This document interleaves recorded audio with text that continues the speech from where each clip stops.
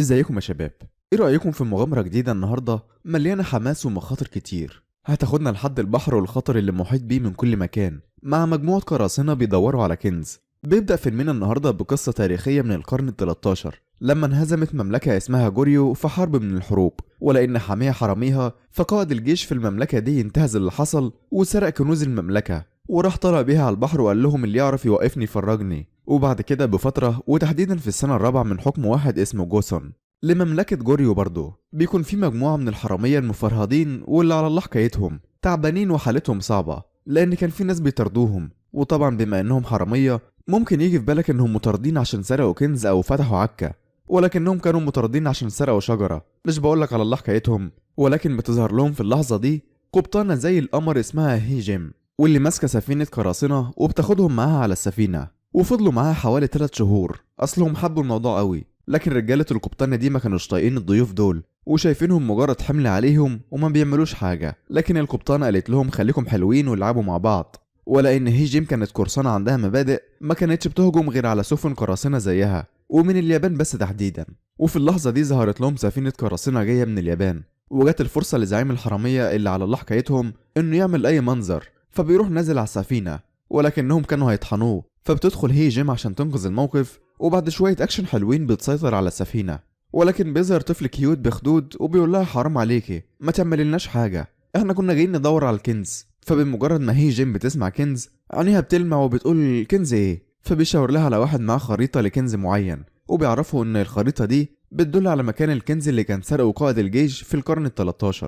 لكن الخريطة بتكون فيها رموز غامضة زي ناب الفيل اللي مش بيكونوا عارفين ده معناه ايه. وبيقرروا يدوروا على الكنز سوا الحرامية والقراصنة، ولقمة هنية تكفي 100. وبيرسوا على البر وبتكون هي جيم عاوزة تعمل فيها الرئيسة، وفي نفس الوقت زعيم الحرامية هو كمان عاوز يسيطر. فبدأوا يتخانقوا مع بعض، ولكن زعيم الحرامية قال لها بصي المركب اللي ليها رئيسين بتغرق، عشان كده سيبيني انا اسوق، لكن زي ما البحر لعبتك البر كمان لعبتي.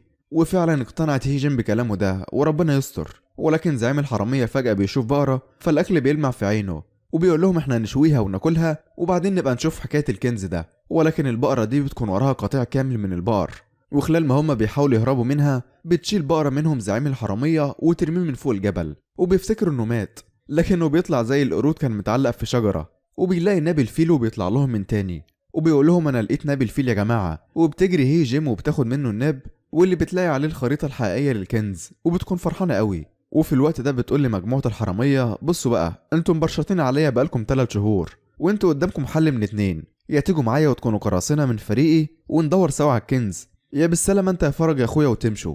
فكل الحرامية بيجروا وبيقولوا لها احنا معاكي، ما عدا زعيم الحرامية اللي بيقول لها انا مش على اخر الزمن تمشيني واحدة ست. فبتقول لي يا عم ما انت بقالك 3 شهور عايش على قفا واحدة ست، تعالى وهمسكك ظابط الملاحة. لكنه بيرفض فبيسيبوه يمشوا. وبمجرد ما طلعوا على المركب بتكتشف القبطانة ان نبي الفيل مش معاهم، وبتتضايق وبتقول له يبقى الملعون زعيم الحرامية سرقه. فبترجع هي جيم تاني لزعيم الحرامية وبترنه علقة محترمة، فبيعترف لها انه اتفق مع واحد من الحرامية اللي بقوا معاها يسرق له الناب عشان يدور هو على الكنز براحته من غير بطلة العالم في الزن هي جيم. لكن الحرامي ده سرق الناب وقال لزعيم الحرامية شوف العصفورة، وخلع الناب وراح يبيعه لمجموعة من الأغنياء. ففي وسط الكلام الأغنياء دول كان في واحدة طمعت لما سمعت سيرة الكنز اسمها هي رانج، ولكن هي جيم بتروح لهم وبتقدر ترجع الناب وتاخد الحرامي اللي سرقه، والست هي رانج بتاخدهم أسرة وتربطهم جنب زعيم الحرامية، وهي بتقول لهم يا بلد ما فيكيش راجل، وكانت عاوزة تقتلهم.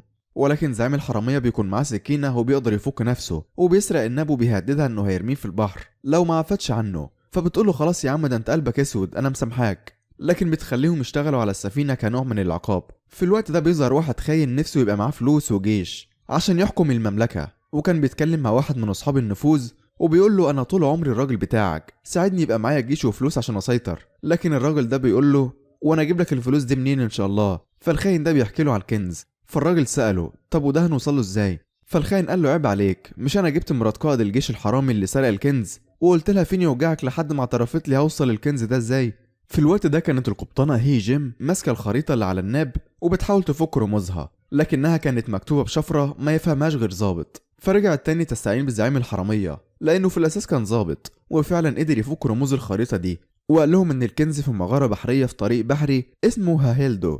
لكن واحد من الرجالة قال إن الطريق ده خطر ومليان دوامات، لكن ما كانش قدامهم حل تاني للأسف. وفي الوقت ده كان الراجل الخاين قدر يلم رجالة، وهو كمان كان في طريقه للكنز، والاتنين شكلهم هيقطعوا بعض في الآخر. وبيكون فريق هيجي معاهم حاجة زي اسطوانة أكسجين بيتنفسوا منها عشان يقدروا يغوصوا ويدخلوا الكهف. وبعد شوية أكشن حلوين وموجة تشيلهم وموجة تحطهم، بيلاقوا نفسهم في وش الكنز، وما كانوش مصدقين نفسهم من الفرحة. وكان الكنز كله عبارة عن فضة، لكن زعيم الحرامية بيقول لهم ده مش الكنز الحقيقي، لأن الكنز الحقيقي كان دهب مش فضة. فبيبدأوا يدوروا على الدهب، وبيشوفوا في المكان ده راية غريبة، ولسه بيحاولوا يفهموا الراية دي عبارة عن ايه، لكنهم مش بيلحقوا، لأن فجأة بيلاقوا نفسهم بيترمي عليهم متفجرات. وطبعا ده بيكون الخاين اللي عاوز يوصل للكنز. وخلال الأكشن ده وفي وسط المعمعة دي، بيلاقي الحرامي اللي سرق الناب خريطة تانية، وبيكون فاهم تفاصيلها. وخلال الهجوم ده بتتصاب هي جيم، فزعيم الحرامية بيقول لدراعها اليمين ياخدها ويهرب، وهو يتعامل مع الخاين ده. وبمجرد ما زعيم الحرامية بيشوف الخاين بيعرفه على طول.